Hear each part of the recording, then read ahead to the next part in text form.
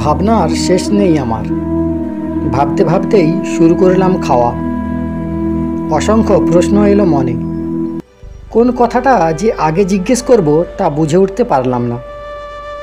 ফস করে বলে ফেললাম, মধুমতি থাকেন কোথায়? এবার খাওয়া শুরু করলেন সাধু বাবা।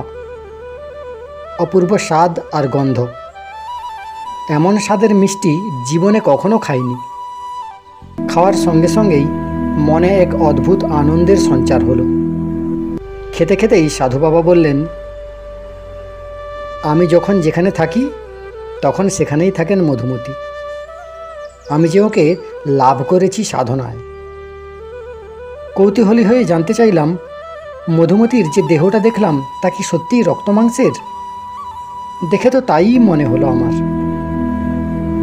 পরিতৃপ্তির হাসিতে ভরা মুখখানা সাধু বাবার। বললেন, তুই যে দেহটা দেখেছিস তা রক্তে মাংসেরই দেহ। আবার ও দেহ দিব্যদেহ করে দেখাতে পারে। অসংখ্য প্রশ্ন কিলবিল করছে মাথার মধ্যে, ঠিকমতো করতে পারছি না। বললাম, বাবা, মধুমতি সাধনায় সিদ্ধিলাভের ব্যাপারটা আমার জানতে ইচ্ছে করছে। আপনি কি দয়া করে বলবেন? এই কথা শুনে কেমন যেন মিয়ে গেলেন সাধু বাবা। মিনিট খানেক চুপ করে থেকে তারপর বললেন, তুই সংসারে আছিস, বয়সও অনেক কম, তাই এ ব্যাপারে তোকে কিছু বলবো না। তবে মধুমতি সাধনা গুরুজি আমাকে দেননি। বছর খানেকের ওপর হলো, অত দিন তারিখ মনে নেই। এসেছিলাম কামাখ্যা মায়ের দর্শন আর একটা বিশেষ সাধনায় সিদ্ধিলাভের জন্য। প্রতিদিনই ব্রহ্মপুত্রে স্নান করে এসে মায়ের পুজো দিতাম। একদিন স্নান সেরে উঠেছি, এমন সময় ডাকলেন এক সাধু বাবা। তিনি ঘাটেই বসেছিলেন।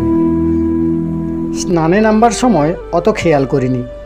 ডাকতেই চোখে পড়ল, অতি বৃদ্ধ, অশীতিপর বৃদ্ধ। সেই সাধু বাবা কাছে ডেকে বললেন, বেটা, একটা সিদ্ধি নিয়ে আছি বহুকাল। আজ এই ব্রহ্মপুত্রেই দেহ ছাড়ব আমি। বলে মধুমতি সাধনায় সিদ্ধিলাভের মন্ত্র আর কৌশলটা শিখিয়ে দিলেন আমাকে। একরকম জোর করেই শিখিয়ে দিলেন।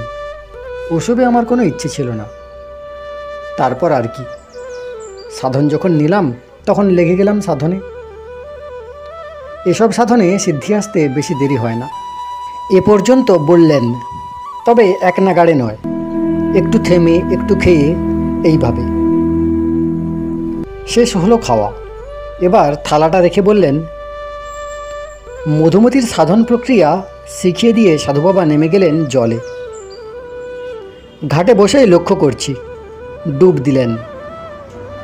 1 মিনিট 2 মিনিট করে কেটে গেল ঘন্টা খানেক। তিনি আর উঠলেন না জল থেকে। এমন ঘটনায় একেবারে বিস্মিত হয়ে গেলাম। আগাগোড়া ব্যাপারটা এত দ্রুত ঘটল, ভাববার কোনো অবকাশই পেলাম না। খারাপ হয়ে গেল মনটা। ফিরে এলাম মন্দিরে। ওনার কথা মতো সাধন করে সিদ্ধি পেলাম।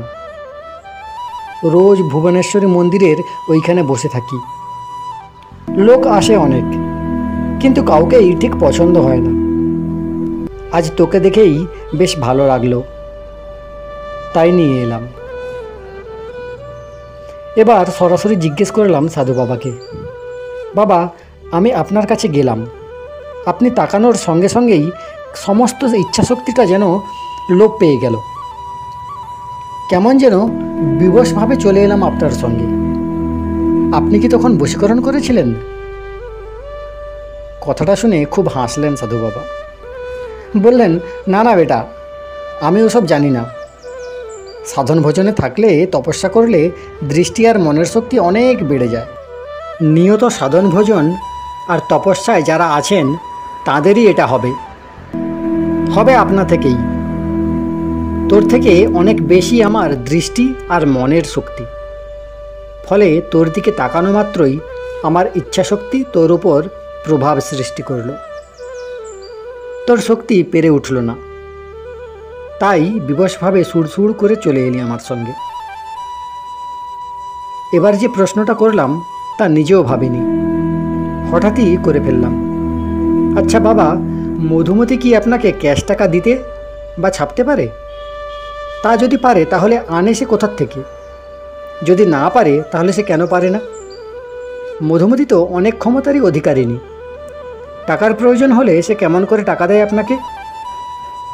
প্রশ্নটা শুনে হালকা একটা হাসির ঢেউ খেলে গেল সাধুবাবার মুখখানায়। একের পর এক এত প্রশ্ন করছি অথচ কোনো বিরক্তিই নেই। প্রশান্ত মনেই উত্তর দিয়ে যাচ্ছেন সমানে। এবার বললেন, না বেটা, মধুমতি টাকা ছাপতে পারে না। টাকার প্রয়োজন হলে লোকালয়ে বা কোনো মন্দির চত্বরে গিয়ে বসে থাকি। তার আগে মধুমতিকে জানিয়ে রাখি আমার প্রয়োজনের কথা। এবার আমার প্রয়োজন মতো যার টাকা আছে এমন ব্যক্তিকে মধুমতি তার প্রভাবে প্রভাবিত করে নিয়ে আসে আমার কাছে। তারপর সে আপনা থেকেই বিবশভাবে আমার প্রয়োজন মতো অর্থ দিয়ে যায়। এটা সকলের অলক্ষ্যেই করিয়ে দেয় মধুমতি। অর্থের প্রয়োজনে এইভাবেই আমি অর্থ পেয়ে থাকি। যেসব জিনিস মানুষের সৃষ্টি সেসব মধুমতি দেয় মানুষেরই মাধ্যমে, তার শক্তির প্রভাব সৃষ্টি করে। আর যা কিছু প্রকৃতির সৃষ্টি তা অতি সহজেই দিতে পারে সে নিজে। আরও অনেক প্রসঙ্গে অনেক কথাই হলো, কেটে গেল অনেকক্ষণ। শেষে সাধুবাবা বললেন, বেটা, ভোর হতে আর অল্প কিছু সময় বাকি আছে। মনে যদি কোনো জিজ্ঞাসা থাকে আর কি জানতে চাস বল। কোনো রকম দ্বিধা না করেই বললাম, মধুমতি সাধনায় সিদ্ধির ব্যাপারটা তো বাবা দেখতে পেলাম হাতে নাতেই। এটা তো হলো বছরখানেক। তার আগে ছোটবেলা থেকে এতগুলো বছর কেটে গেল সাধন ভজনে। ঈশ্বর প্রাপ্তির সাধনায় কি সিদ্ধিলাভ হয়েছে? এই প্রশ্নে বিন্দুমাত্র বিচলিত হলেন না সাধু বাবা। একটু অস্বস্তিও বোধ করলেন না। উত্তর দিলেন খুব স্বাভাবিকভাবেই, বেটা, যতক্ষণ এই দেহ আছে ততক্ষণ সব পেয়েছি বলে কি করে? এই দেহ যত ক্ষয় হতে থাকবে ততই তার কাছে পৌঁছতে থাকব। আমি একেবারে সোজাসুজি বললাম, অত মারপ্যাঁচের কথা বুঝি না বাবা, সহজ করে বলুন দেখি তার দর্শন পেয়েছেন কিনা। স্বতঃস্ফূর্ত হাসিতে ভরে উঠল সাধু বাবার উজ্জ্বল মুখখানা। নির্বিকারভাবেই বললেন, বেটা, খাওয়ার পর যতক্ষণ না আবার খিদে পাচ্ছে ততক্ষণ বুঝতে পারা যায় না হজম হয়েছে কিনা। এখন আমার সেই অবস্থা। শেষ কথা এই পর্যন্ত, আর কোনো কথা হলো না। বসে শুধু ভাবতেই লাগলাম। কেটে গেল আরও কিছুটা সময়। এবার সাধু বাবা বললেন, চল বেটা, ভোর হয়ে এলো বলে উঠে দাঁড়ালেন। উঠে দাঁড়ালাম আমিও। প্রণাম করলাম দু পায়ে হাত দিয়ে। সাধু বাবা প্রথমে হাত দুটো জোড় করে ঠেকালেন কপালে, তারপর দু হাত আমার মাথায় স্পর্শ করে আশীর্বাদ করলেন। মুখে কিছু বললেন না। গুহা থেকে বেরিয়ে এলাম দুজনে, আবঝা অন্ধকারে। ভোর হতে তখনও একটু বাকি।